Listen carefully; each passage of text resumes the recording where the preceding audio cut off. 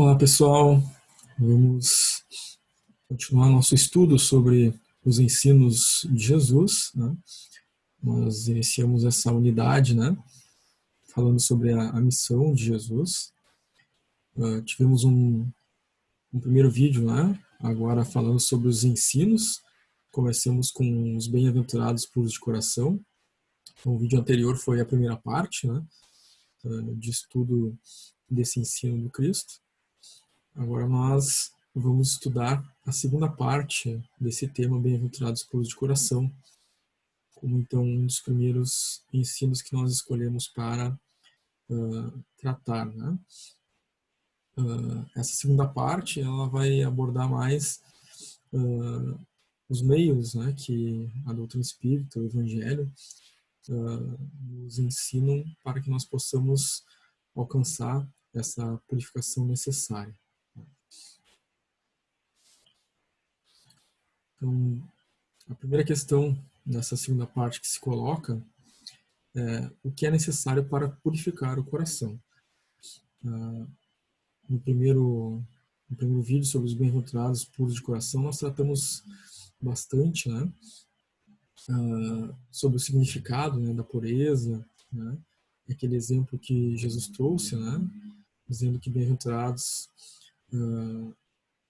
eram aqueles que, enfim, simples, né, humildes e que se assemelhavam, então, à pureza da infância, né, da criança.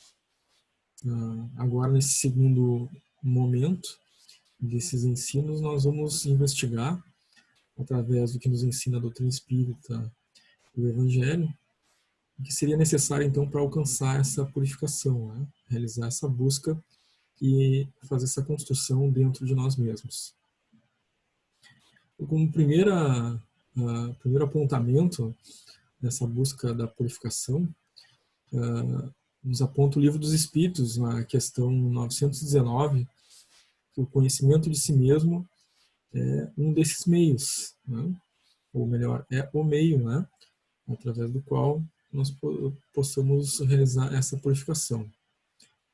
Então a questão se coloca da seguinte forma: qual o meio mais eficaz para se melhorar nessa vida e resistir ao arrebatamento do mal? A resposta dos Espíritos na questão 919. Um sábio da antiguidade vos disse: conhece-te a ti mesmo. Nós sabemos que esse sábio da antiguidade, né, na resposta dada pelo Espírito na questão 919, se trata, né, do Sócrates, né, que nos trouxe diversos ensinamentos, né, e já naquela época falava da importância de se conhecer, de olhar para dentro, na busca de identificar, né, em si aquilo que era necessário para se tornar alguém melhor, superando, né, as suas mazelas. É isso que nos concita o Livro dos Espíritos nessa questão, né? Pois a questão ela vai nesse sentido, né? Qual seria o meio mais eficaz, né, a gente melhorar-se já nesta vida e resistir aos arrastamentos, ao arrebatamento ao mal, né? Conhecer-se a si mesmo. Esse é o ponto inicial, né, para a busca dessa purificação que nos ensina Jesus nas bem-aventuranças. A questão 919, a letra A, nós encontramos aí, então, sobre um comentário, né, essa questão, Santo Agostinho apontando que o conhecimento de si mesmo é, portanto, a chave do progresso individual. Para progredir, né, superar, né, o momento atual, para atingir o momento seguinte, em um estágio melhorado de comportamento, de pensamento, de palavras e ações, né, é essa chave, né, o conhecimento de si mesmo. Né.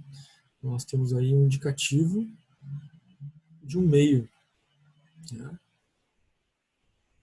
respondendo à primeira questão, né, o que é necessário para purificar o coração. Autoconhecimento, olhar para dentro conhecer-se a si mesmo. E claro, quando a gente olha para dentro, né, sabemos que, sendo espíritos imperfeitos, no mundo de expiações e provas, nós vamos encontrar um campo fértil de trabalho, né, em que nós teremos muitas ervas daninhas, né, para retirar desse campo, né, buscando preservar o bem que lá está, fazendo florescer ainda mais, né, a partir do momento que se abre espaço para o caminho do bem, no campo íntimo, desde o momento que nós afastamos, né, o mal que lá esteja, né, dentro desse campo íntimo. Tá?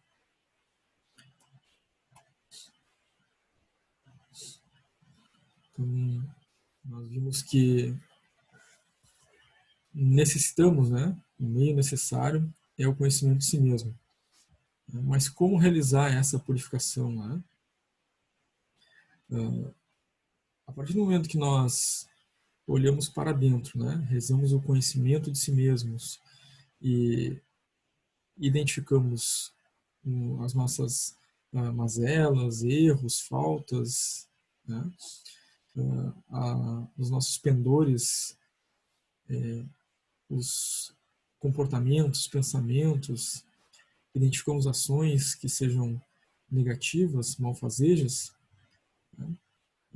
Para realizar essa purificação, é necessário que a gente empreenda o domínio das nossas más inclinações. Isso que nos aponta, então, o Evangelho segundo o Espiritismo. Nós devemos, né, para realizar essa purificação, dominar as nossas más inclinações e os nossos pendores. No Evangelho segundo o Espiritismo, capítulo 17, nós encontramos a seguinte frase: reconhece o verdadeiro espírita pela sua transformação moral e pelo esforço que empreende no domínio das más inclinações. Então, está aqui, né, um meio para realizar essa purificação. Né? Nós olhamos para dentro, realizamos o conhecimento de nós mesmos, identificamos as nossas más inclinações, o próximo passo é agir sobre elas, né? Dominar essas más inclinações. Nós vamos encontrar também no livro Céu e Inferno, os parágrafos 16 e 17 do item Código Penal na Vida Futura, um outro trecho bem importante que nos faz pensar mais profundamente também a respeito da forma, né, a realizar essa purificação. E lá nós encontramos o seguinte trecho: arrependimento, expiação e reparação constituem, portanto, as três condições necessárias para apagar os traços de uma falta e suas consequências.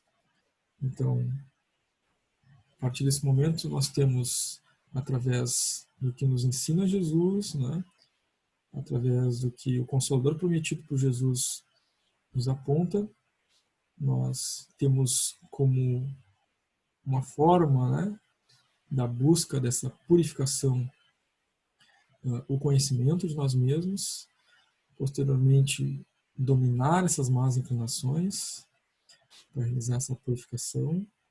Né? Junto a isso, nós temos três condições necessárias, né, para superar as nossas faltas e as consequências das faltas que cometemos. Arrependermos, reconhecendo os erros, as faltas que cometemos, expiar, né, essas faltas, sofrer suas consequências e reparar, né, reconstituir o erro cometido, né, fazer corretamente aquilo que antes fez de forma equivocada, reparar o erro.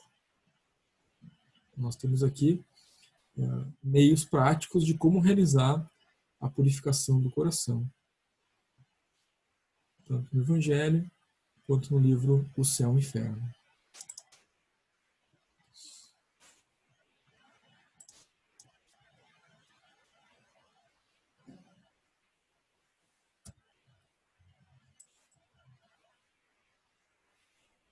Bom, que meios práticos nós temos para realizar essa nossa purificação, portanto, né? Nós vimos que é necessário que nós nos conheçamos, é necessário a gente domar as más inclinações, a gente precisa realizar o arrependimento, precisamos expiar e reparar os erros cometidos.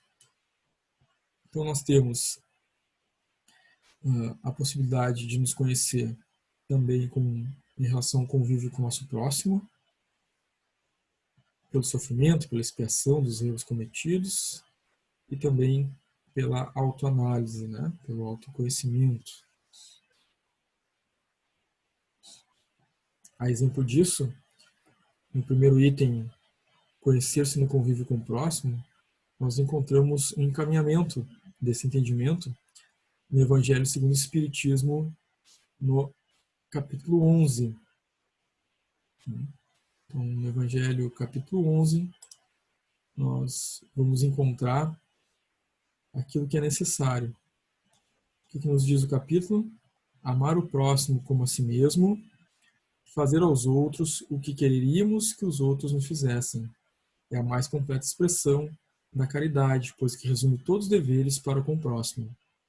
Então, no convívio com o próximo, né, buscando superar as nossas inferioridades, tentando alcançar, de fato, as expressões do amor no convívio com os nossos semelhantes, buscando cumprir com os nossos deveres, trabalhando a favor e a benefício da evolução dos nossos semelhantes, encarnados e desencarnados, nós estaremos realizando aquilo que é necessário no convívio com o nosso próximo. Porque desse convívio surgirão, então, os desafios necessários a serem superados. Né? A partir do momento que, para conviver com o próximo, nós precisamos desenvolver as nossas potencialidades para o bem, né? Realizando trabalho de caridade, de amor, de indulgência, de perdão, né? De respeito às diferentes formas de pensar e de agir do nosso próximo, né? Buscando auxiliar a todos, orientar a todos, né? Conviver pacificamente, amorosamente com todos os nossos semelhantes. Então, conviver com o próximo, né? Conhecer-se nesse convívio com o próximo é de extrema importância, porque será desse convívio, né, desse embate entre os inferiores, que nós vamos encontrar em nós, né, aqueles elementos, né, internos, né, que eclodem quando nós então sentimos afetados, nos sentimos afetados no nosso orgulho, no nosso egoísmo, nossa vaidade, né? Então, ao conviver com o próximo, nós temos uma possibilidade de nos conhecer. Nos conhecendo dessa forma, nós mais facilmente, né, conseguimos entender em que momento, né, o nosso orgulho, egoísmo, então, e vaidade surgem, eclodem, né, através de palavras, através de pensamentos, através de comportamentos, ações, mas nós conseguimos identificar, né, no convívio com os nossos semelhantes. Aí, seja no lar, seja no grupo de amigos, seja no trabalho, na sociedade de uma forma geral, né? Nós conseguimos nos identificar, nos ver, né, de uma forma mais clara. E o que nos concita o Evangelho é o amor, né? O amor ao próximo, justamente para superar, né, essas faltas morais que ainda carregamos. Outro elemento que nos aponta o Evangelho, nessa busca da purificação do coração, está lá no capítulo 5 do Evangelho segundo o Espiritismo, né? Nós podemos então nos conhecer pela dor no momento do sofrimento, né? Dos abalos físicos, psicológicos ou mesmo espirituais.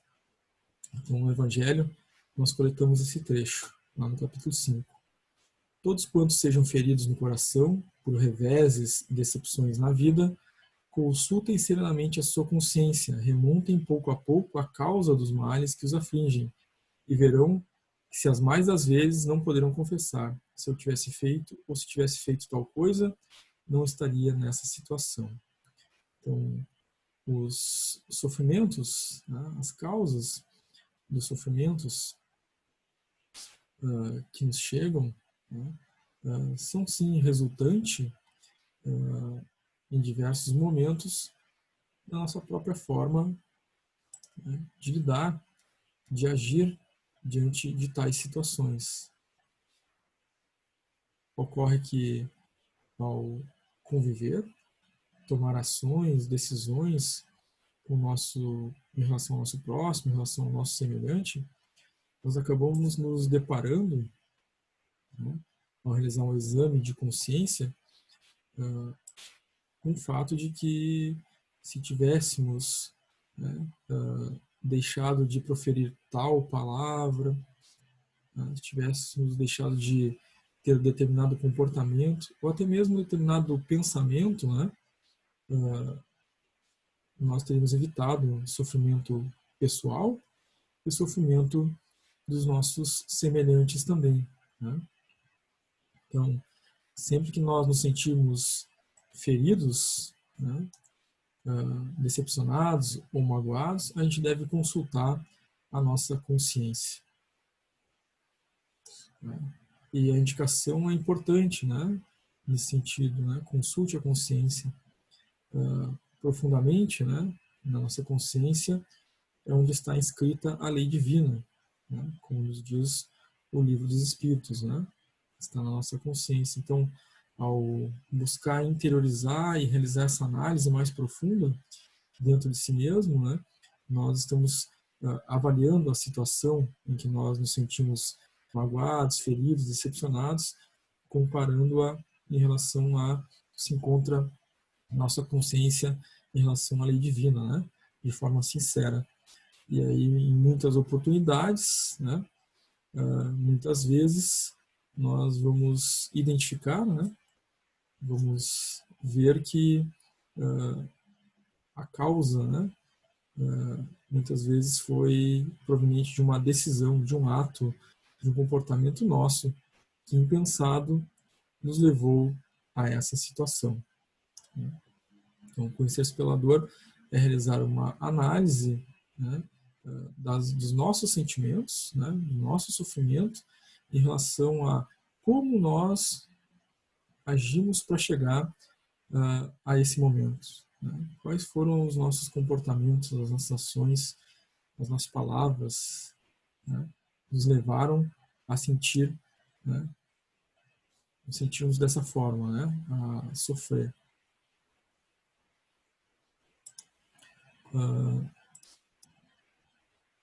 Muito bem. Vamos ver também que, com uma outra possibilidade de buscar esse conhecimento de si mesmo, né, para trabalhar a purificação do coração, nos ensina Jesus, né? Bem-aventurados são os que têm puro coração. Então, na busca dessa purificação, o conhecer-se pela autoanálise é um outro caminho, né? Complementando aqui aquilo que nos disse, né, enfim, né, o sábio da antiguidade, lá na 919, né, conhece-te a ti mesmo, né?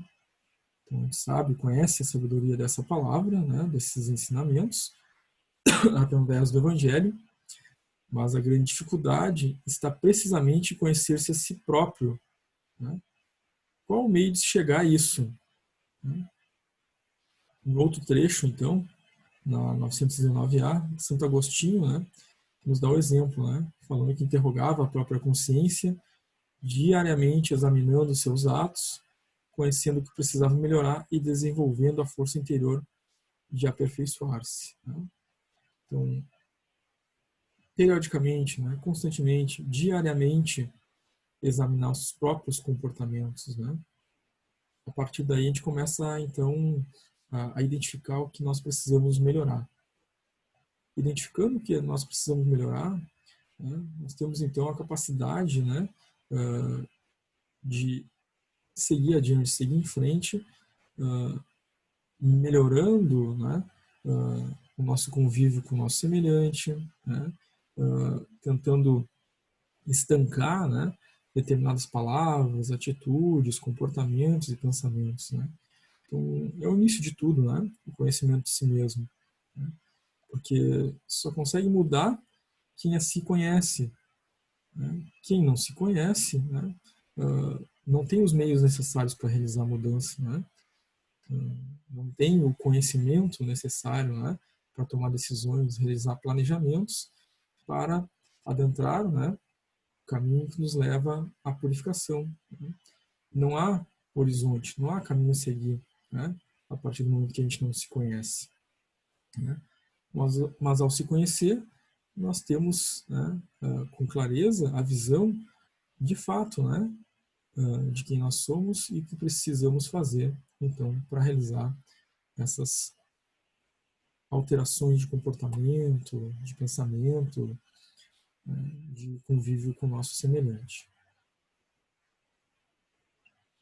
Nesse sentido, né, nós já na primeira aula, né, na primeira parte a respeito dos bem-aventurados puros de coração, nós falamos a respeito do pensamento e da sua importância, né? Nós reforçamos aqui com Emmanuel, agora no trecho de um outro livro, né?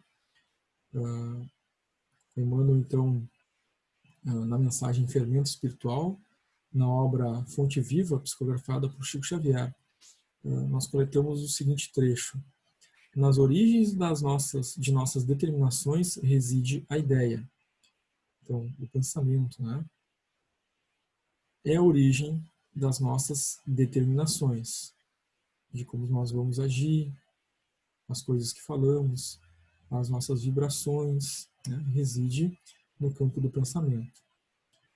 Continua. A mente, em razão disso, é a sede da nossa atuação pessoal. O resultado das nossas ações, né, é a mente, é o pensamento. É de lá que se origina, onde estivermos. Pensamento é fermentação espiritual. Em primeiro lugar, estabelece atitudes. Em segundo, gera hábitos. E depois governa expressões e palavras, através das quais a individualidade influencia na vida e no mundo. Regenerado, pois o pensamento de um homem, o caminho que o conduz ao Senhor, se revela reto e limpo.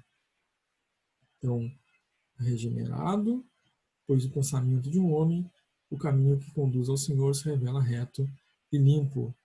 A partir do momento que nós regeneramos, né, modificamos nossos hábitos, atitudes, expressões e palavras, né, nós teremos reflexo de um pensamento renovado, que aí sim nos conduz, né, ou nos revela o caminho reto e limpo para chegar a Deus, né, chegar à purificação que é necessária. Então, nós vimos aqui, né, que, em primeiro lugar, estabelece atitudes. Então, nossa forma de pensar reflete os nossos comportamentos. Esses comportamentos, né, repetidos se tornam hábitos. E esses hábitos e atitudes acabam governando as nossas expressões e palavras, né? Então, tal a importância de nós estarmos atentos, né, aos pensamentos, né, buscando a sua purificação, buscando o caminho do bem, né, na origem, né, no pensamento, né? Sendo o pensamento benéfico, purificado, um pensamento no bem, vai estabelecer atitudes benéficas, né, no sentido do bem, a construção benfazeja, o que vai gerar em nós hábitos benfazejos, né, hábitos positivos de construção, de convívio salutar com os nossos semelhantes. E o bem governará as nossas expressões e palavras, porque se originou de um pensamento benfazejo, positivo, né, sintonizado com a lei divina, com Deus, com Jesus, né? Claro que o contrário também será verdadeiro, né? Se os nossos pensamentos forem negativos, inferiores, infelizes, né? Como serão nossas atitudes, hábitos, expressões, palavras e, portanto, a nossa destinação, né? Não será nada digna, né? Então, nesse sentido, a origem de tudo está no pensamento, né? Em Joana de Ângeles, nós também encontramos a importância do pensamento. Em Joana de Ângeles, neste caso, né, em uma obra, né, CD Episódios Diários, psicografia, né, e narração de Valdo Franco, nós vamos encontrar o seguinte trecho: os pensamentos emitidos atraem ou sintonizam outros semelhantes das mesmas faixas de ondas mentais por onde transitam as aspirações e os estados psíquicos de toda a humanidade. Então, os pensamentos que nós emitimos, né, fazem com que nós sintonizemos, né, outros pensamentos na mesma faixa, né, sendo pensamentos negativos, nós estaremos sintonizados com uma pleiade, né, de espíritos, sejam encarnados ou desencarnados, nesse mesmo, essa mesma vibração, né? Nossos pensamentos positivos, né, buscando o caminho do bem, também se sintonizarão com espíritos encarnados, encarnados, nessa mesma faixa, né? Então, essas ondas mentais, né, em que nós sintonizamos, né, elas refletem, né, o estado psíquico de toda a humanidade.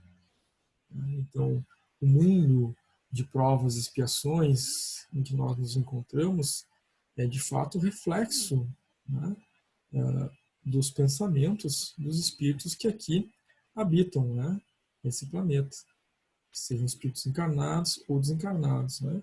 Então, por isso, o nosso mundo é um mundo de provas e expiações, porque o nível de pensamento, né, de sintonia dos espíritos que aqui estão, são dessa faixa vibratória. Né?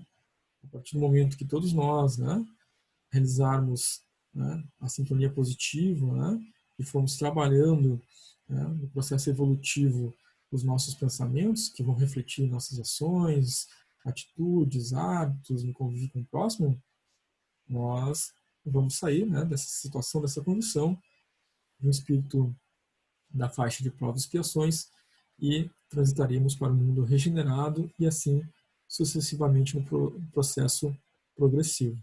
Mas tudo está na origem do pensar. Né? Individualmente habitamos nosso mundo, né, psíquico. Né? Coletivamente habitamos o mundo psíquico da coletividade de espíritos encarnados e desencarnados. Então, nosso trabalho individual de nos melhorarmos contribui também para a melhoria da coletividade. Os nossos pensamentos negativos, né, influenciam, obviamente, negativamente a nossa marcha progressiva, mas também influenciam a coletividade de uma forma negativa. Né? Então, nós temos aí responsabilidades individuais e coletivas em relação ao nosso progresso. Né? Fica ao final desse nosso vídeo, né, na segunda parte dos Bem-aventurados puros de coração, segunda parte desse estudo, ficam duas propostas para o comentário de vocês. Né? Comentando, então, aí abaixo, né, do vídeo, nos comentários, o que vocês imaginam, né? Como pensam vocês o que seria necessário para purificar o coração? Né? Olhando para si mesmo, né? Olhando para aquilo que necessita realizar, ou mesmo trazendo genericamente, né, para a humanidade, né, o que nós, né, encarnados, desencarnados, necessitamos de fato aí para purificar os nossos corações. Né? Então, espero faz parte desse estudo, espero os comentários de vocês, então, a respeito do que vocês acham necessário para purificar o coração. E a segunda questão, né, qual a forma prática, qual o meio prático que a gente poderia, no nosso dia a dia, realizar a purificação do coração, que nos concita, nos ensina Jesus, e que a doutrina espírita nos indica o caminho.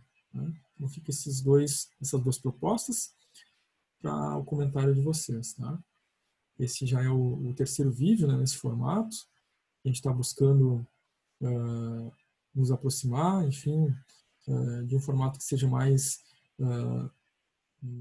útil, que seja mais agradável para os nossos estudos.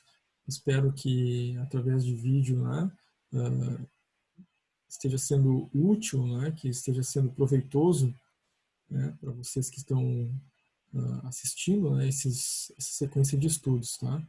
Antes nós estávamos fazendo em formato de texto, né, em formato de atividades numa plataforma específica, né, participação de alguns, né, era constante, mas nem todos estavam participando, então a gente buscou esse outro formato para tentar deixar mais agradável a todos, né?